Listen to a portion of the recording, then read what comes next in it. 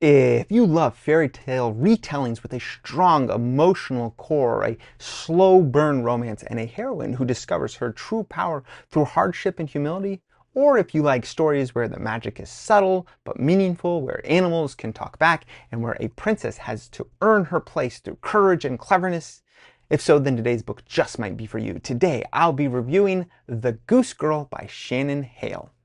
Welcome to Spencer Reads Everything. I'm your host, Spencer Duncan, and today I'll be covering the first installment in the Books of Bayern series, which came highly recommended by my friend Trevor, and as I've since discovered, my sister-in-law also really enjoys this series, and I am always up for a good recommendation.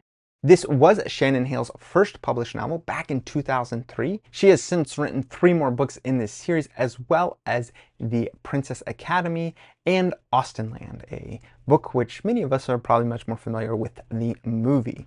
This book is a retelling of a lesser-known Brothers Grimm fairy tale, also called The Goose Girl, which was first published in 1815. And like many old fairy tales, the original is pretty short and pretty haunting, with a lot left unexplored. So Shannon Hale takes that basic framework, a princess betrayed by her servant and forced to live in hiding, and expands it into a full-length novel filled with a lot, including some emotional growth, some gentle magic, some political intrigue, and some romance. Let me start by giving you a synopsis. I will say I enjoyed this book, which means that I will probably read the rest of the books in this series, and whenever I take on a series, especially a series that has like 3, 4, 5 books, I feel the need to give a pretty lengthy synopsis, because I think that's one of the most valuable contributions I can give when covering a long series like this, because I know that a lot of times books can start to blend together, and so I will give you a lengthy synopsis, which I will tell you now certainly has spoilers. I actually almost always am willing to put some spoilers out in my book reviews, but especially ones that are part of a long series like this. So here is my spoiler-filled synopsis. When Crown Princess Annadori Kiladra Taliani Isili is born, she doesn't open her eyes until her aunt cradles her. This aunt, who becomes her nursemaid and closest companion, nicknames her Ani, and shares stories about 3 rare gifts: people speaking, animal speaking, and nature speaking. Possessing the ability to speak with animals herself, Ani's aunt teaches her to communicate with birds, especially swans.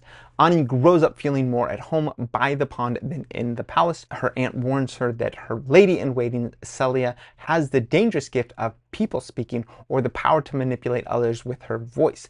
After her aunt departs, Annie is pressured to set aside her unusual abilities. At 16, she prepares to become a queen of Kildenry, finding comfort only in her bond with her horse Falada.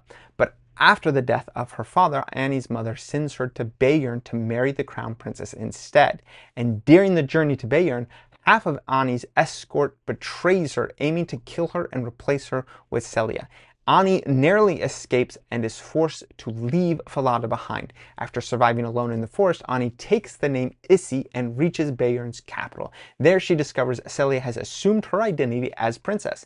To stay safe, Ani becomes a goose girl, working among other animal tenders. She begins regaining confidence in her gift, learning to talk to the geese, and eventually discovering a connection to nature. She can understand and influence the wind, and during this time she grows close to a kind soldier named Garrick, though she doesn't yet know that he... Well, actually, let me save that part for the end.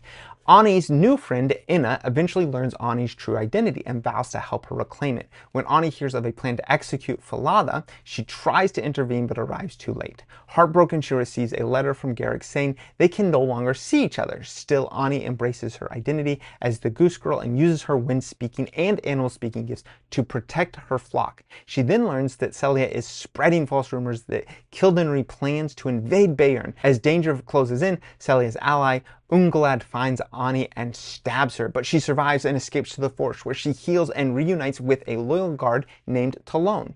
Together, they return to the city, where Inna has already rallied support among the other workers by revealing Ani's true identity. I should stop here and say, I may not be saying these names right. I don't know how I should be pronouncing these. I know I've discovered, especially when I do any fantasy series that has a lot of fans, there is clearly a correct pronunciation to every single one of these names, but I don't necessarily know them, and I apologize if you have some other way that you pronounce these names. That being said, Ani and her allies ride to the palace on the day of the royal wedding. There she confronts Celia and learns that Garrick is actually the crown prince. Celia and Ungolad attempt to silence Ani, but Garrick and the king overhear Celia's confession. In the ensuing struggle, Garrick, helped by Ani's wind-speaking, defeats Ungolad, and Celia is captured. In the aftermath, Ani persuades the king that Kildare poses no threat. Her intelligence and insight into Bayern impress Garrick, who now knows she is his rightful bride. Their love confirmed, Ani and Garrick prepare to rule together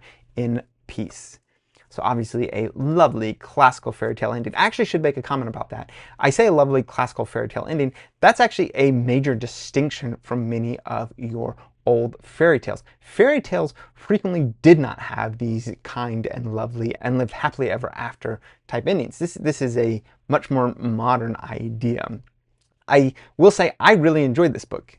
I do think that it is clearly written with a younger audience in mind, but that doesn't mean it lacks depth or momentum. There's a good amount of action, and Ani's journey is certainly filled with moments of resilience and resourcefulness, and of course add in a large cast of likable characters, from loyal friends to scheming enemies, and you've got a story that feels both classic and engaging.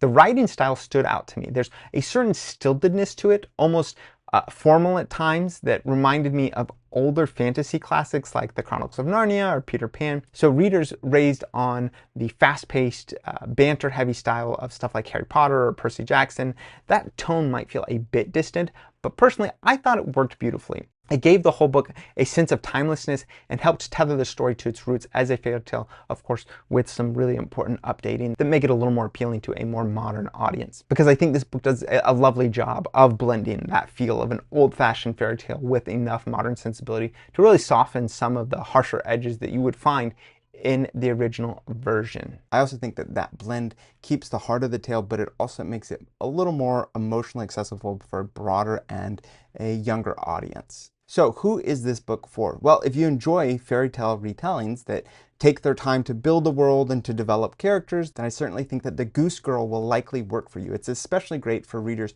who appreciate quieter, character-driven fantasy with gentle magic and emotional stakes. I think fans of books like maybe Ella Enchanted will enjoy this. It's also perfect for younger readers. I'd say middle school grade and up, but it doesn't talk down to them, so adult readers who enjoy thoughtful YA or nostalgic fantasy will probably still enjoy this as well.